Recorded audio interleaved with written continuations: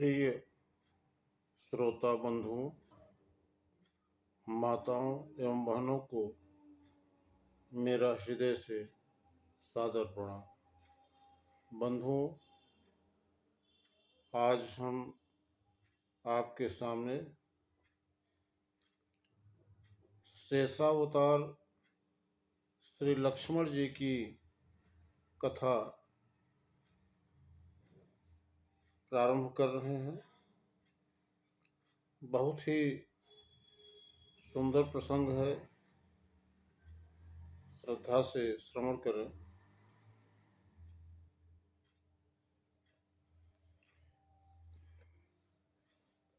बंदौ लक्ष्मण पद जल जाता, शीतल सुभग भगत सुखदाता। बंदौ लक्ष्मण पद जल जाता, शीतल सुभग भगत सुखदाता। रघुपति कीरति विमल पताका,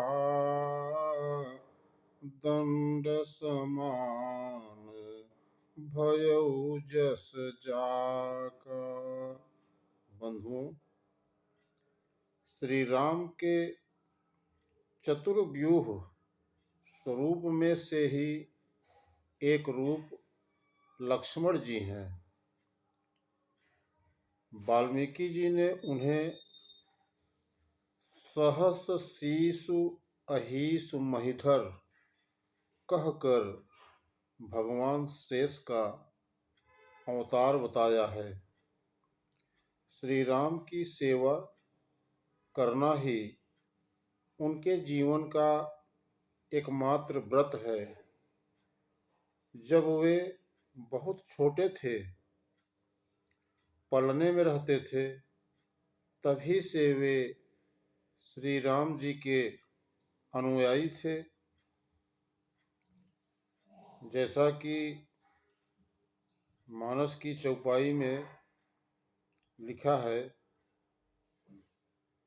बारहिते निज हितपति जानी,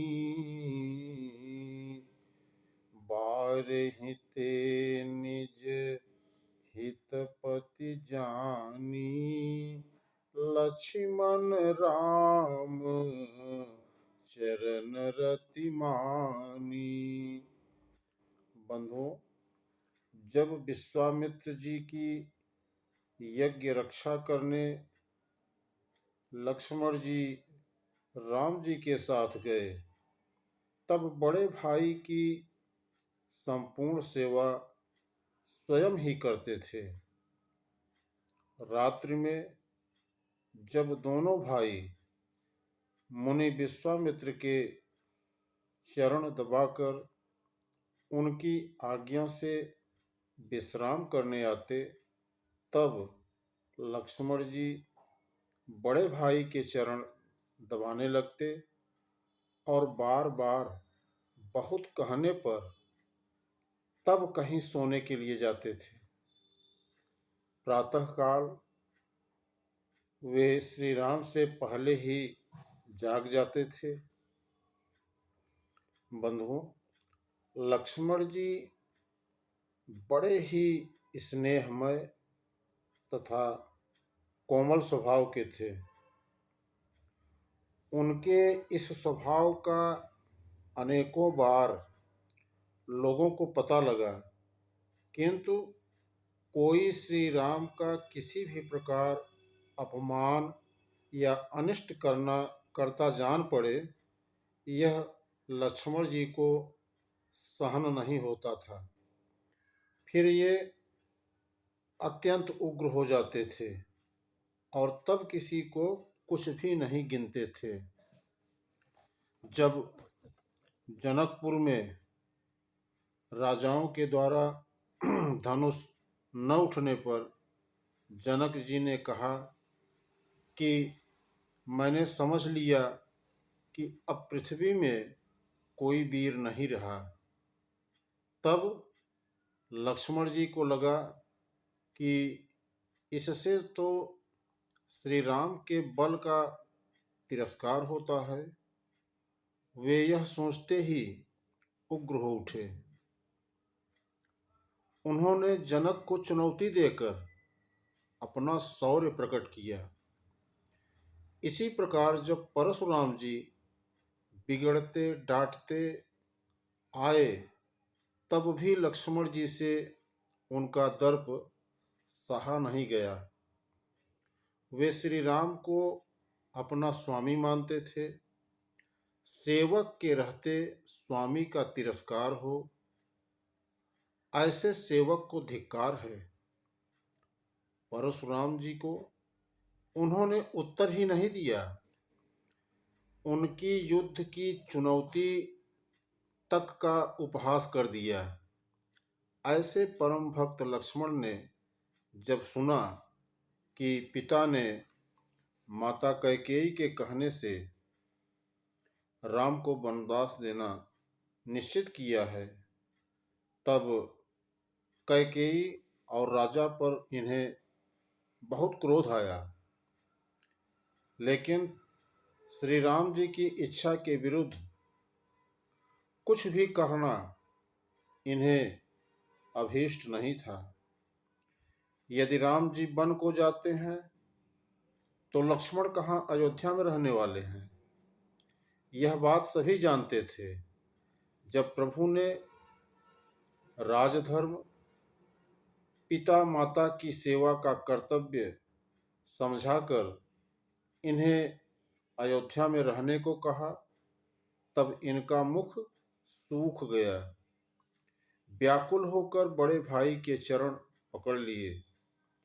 इन्होंने और रोते रोते प्रार्थना करने लगे, क्या? गुरु पितु मातु न जानऊ काहू, गुरु पितु मातु न जानऊ काहू, कहूँ सुभाऊ नाथ पतियाहू, जहाँ लगी जगत सनेह सगाई, प्रीति प्रतीति निगम निजुगाई, मोरे सबई एक तुम स्वामी, दीन बंधु उर अंतर जामी, धर्म नीति उपदेशिय ताहि, कीरति भूति सुगति प्रिय जाहि, मन क्रम बचन चरण रत होई, कृपा सिंधु परिहरिय की सोई।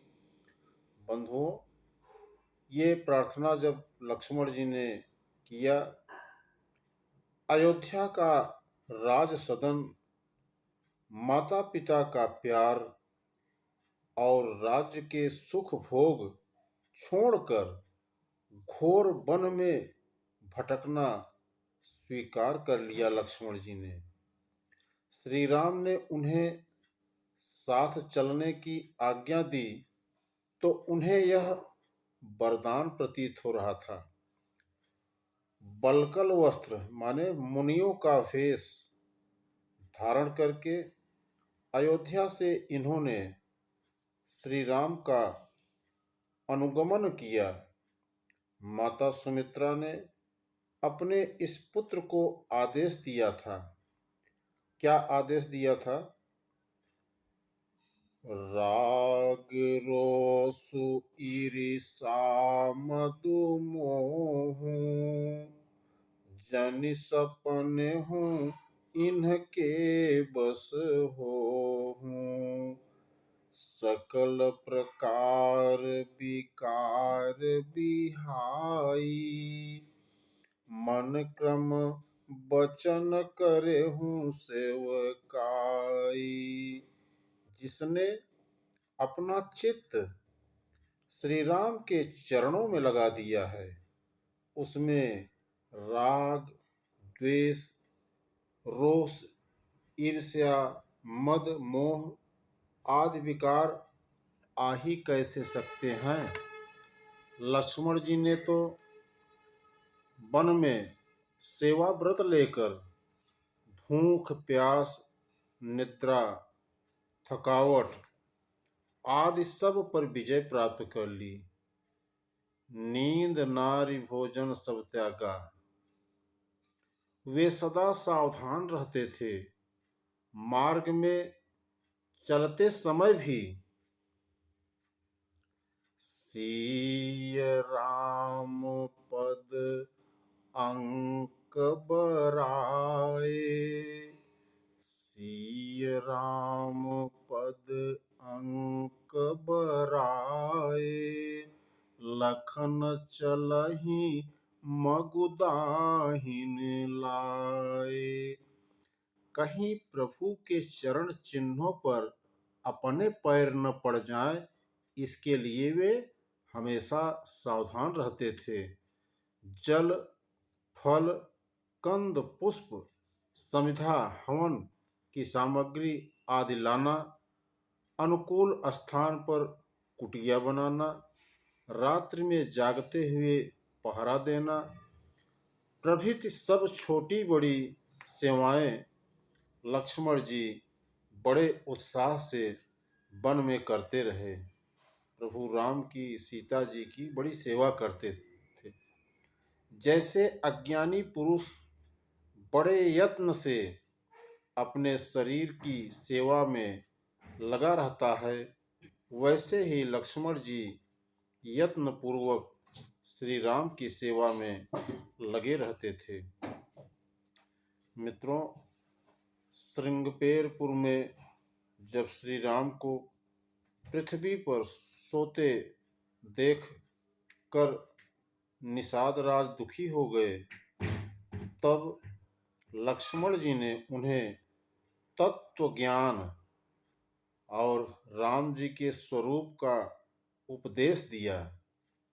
वनवास के समय भगवान स्वयं लक्ष्मण जी को अनेक बार ज्ञान, वैराग्य, भक्ति आदि के उपदेश करते रहे। श्री लक्ष्मण जी का संयम, ब्रह्मचर्य व्रत आश्चर्यजनक है। अपने 14 वर्ष के अखंड ब्रह्मचर्य के बल पर ही ये मेघनाद को युद्ध में जीत सके थे। जब सुग्रीव ने ऋष्यमुख पर्वत पर पहुंचने पर सीता जी के द्वारा गिराए गए आभूषण दिए, तब श्री रघुनाथ जी उन्हें लक्ष्मण जी को दिखाकर पूछने लगे, कहे कि देखो, ये जानकी जी के ही आभूषण है ना, ये जानकी जी के ही आभूषण है।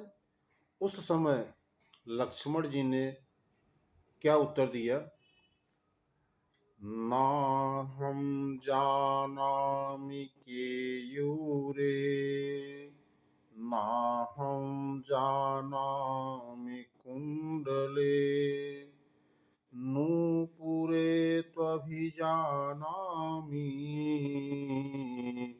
नित्यं पादाभिवंदना। कहा, प्रभु, मैं केयूरों तथा कुंडलों को नहीं पहचानता। मैं तो केवल नूपुरों को नित्य चरण बंदन के समय देखते रहने से पहचानता हूँ। इस निष्ठा और संयम की कोई क्या महिमा वर्णन करेगा। लगभग 14 वर्ष बराबर साथ में रहे। अनेक बार श्री राम के वन में जाने पर अकेले रक्षक बने रहे। सब प्रकार की छोटी बड़ी सेवा करते रहे, लेकिन कभी कभी भी जानकी जी के चरणों से ऊपर उनकी निगाह नहीं गई। केवल चरण को देखते थे, ऊपर नहीं देखते थे। जानकी जी के चरणों से ऊपर उनकी दृष्टि कभी गई ही नहीं। धन्य हो मर्यादा। मारीच के छल से जब श्री राम जी उसके पीछे धनुष पर बाण चढ़ाकर दौड़ गए, श्री राम जी उसके पीछे धनुष पर बाण चढ़ाकर दौड़ गए और उस राक्षस की कपट भरी पुकार सुनकर सीता जी ने भगवान की लीला संपन्न करने के लिए लक्ष्मण जी की नीयत पर ही संदेह करके ये नाटक किया। तब भगवान की आज्ञा न होने पर भी एकाकिनी श्री जानकी जी को छोड़कर श्री राम के पास चले गए। जहाँ किसी प्रकार की आशंका हो, वहाँ किसी भी सत्पुरुष को रहना नहीं रहना चाहिए। जब श्री राम समुद्र के पास मार्ग देने की प्रार्थना करने के विचार से कुशा बिछाकर बैठे, तब ये बात लक्ष्मण जी को अच्छी नहीं लगी। ये पुरुषार्थ प्रिय हैं। इन्होंने कहा कि दैव के भरोसे तो कायर लोग बैठे रहते हैं, असल में तो इन्हें यह सहा नहीं था कि उनके सर्वसमर्थ स्वामी समुद्र से प्रार्थना करें। बंधुओं, श्री राम की आज्ञा से लक्ष्मण कठोर से कठोर कार्य करने को उद्यत रहते थे। सीता जी को वन में छोड़ आने का काम भरत और शत्रुघ्न जी ने स्पष्ट अस्वीकार कर दिया। लक्ष्मण जी के लिए यह हृदय पर पत्थर रख कर करने का काम था, किंतु वे श्री राम जी की आज्ञा किसी प्रकार टाल नहीं सकते थे। यह कार्य भी उन्होंने स्वीकार किया। उनका आत्मत्याग महान है। श्री राम एकांत में काल के साथ बात कर रहे थे। उन्होंने यह निश्चय किया था कि इस समय यदि कोई वहां आ जाएगा तो उसे मृत्यु दंड दिया जाएगा। लक्ष्मण जी को दरवाजे पर नियुक्त किया गया था कि कोई आने न पाए। उसी समय वहां दुर्वासा जी आ गए और तुरंत श्री राम से मिलने का आग्रह करने लगे। विलंब होने पर शाप देकर पूरे राजकुल को नष्ट कर देने की धमकी दी दुर्वासा ऋषि ने। लक्ष्मण जी ने भगवान को जाकर संवाद सुनाया। श्री राम ने दुर्वासा जी का सत्कार किया। ऋषि के चले जाने पर श्री रघुनाथ जी बहुत दुखी हुए। प्रतिज्ञा के अनुसार लक्ष्मण जी को उस समय भीतर जाने के लिए प्राण दंड होना चाहिए था। स्वामी को दुख न हो, उनकी प्रतिज्ञा रक्षित रहे, इसलिए उन्होंने स्वयं मांग कर निर्वासन स्वीकार कर लिया, क्योंकि प्रियजन का निर्वासन मृत्युदंड के ही समान है। इस प्रकार आजन्म श्री राम की सेवा करके श्री राम के लिए उनका वियोग भी लक्ष्मण जी ने स्वीकार कर लिया था। बंधुओं, धन्य है लक्ष्मण जी शेषावतार। आज की ये ब्रह्मा जी के आज के ये जो कथा है आपको अच्छी लगी होगी। अगर कथा अच्छी लगी हो तो हमारे इस चैनल को सब्सक्राइब कर लें, कमेंट भी करें, लाइक कर दें, ताकि और भी वीडियो बने तो आप तक आसानी से पहुंच जाए। आज इस कथा को यहीं से विराम दिया जा रहा है।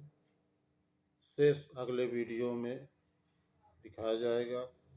तब तक के लिए सभी श्रोता बंधुओं, माताओं एवं बहनों को मेरा हृदय से प्रणाम।